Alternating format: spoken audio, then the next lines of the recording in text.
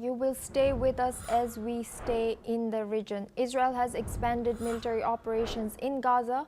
Civil defense spokesman Mahmoud Basal has said that 6 people were killed and 15 injured in an Israeli airstrike on the Al-Rimal clinic, which was sheltering hundreds of displaced people in Gaza City. Let's listen into some eyewitnesses' statements. أنا الساعة 11:30 الليل زي ما حكيت لك إنه في صواريخ وفي انفجارات داخل المبنى من الغبار ومن الدمار اللي صار. إحنا مش عارفين وين نروح. تفاجأنا في جثث وفي دماء وفي كذا، فركزنا أكثر حاجة على انتشال المصابين. عدد كبير من الشهداء، تقريبا 7 شهداء، وفي إصابات حوالي عشرات الإصابات. نايمين يعني كله نايم. ما نفطن إلا صاروخ نزل قلب الشقة فوق.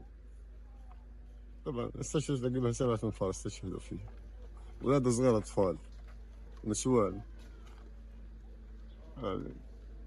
مجزرة مش طبيعية كانت فوق. In the south, 2 people were reportedly killed and 20 others injured while waiting for aid near a distribution site run by the Gaza Humanitarian Foundation. The Israeli military said it had targeted dozens of terrorists and infrastructure in the last 24 hours, but did not comment on the strike on this clinic. Now we go back to our guest discussion with Dr. Wael Awad. He's a Middle East affairs expert. Thank you, Dr. Awad, for staying with us.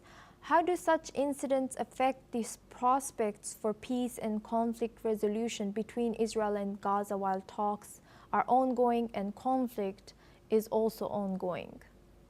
Samra, I don't think there is a peace deal for the Israeli government. As I said, Netanyahu have won popularity because of the attack on Iran, but remain the issues of the Palestinian fighting and resistance to it, especially in Gaza Strip, with inflicting lots of casualties among the Israeli soldiers. That also created some internal pressure on Prime Minister Netanyahu because of his coalition government. They are refusing to have some sort of a halting of the military operation inside Gaza because they want him to continue. And at the other hand, parallel to that, they are already continuing expansion of the settlement inside the Palestinian territory in the West Bank, and also the regular attack of the settlers on the Palestinian, which has been acknowledged by the UN and many of the international Human Rights Watch, that they have been seeing this much of atrocities, attacking, killing, and also taking people into prison. Therefore, I think what Netanyahu is searching for, a kind of an escape from the internal pressure, especially from the families of those still hostage remain inside with the Hamas.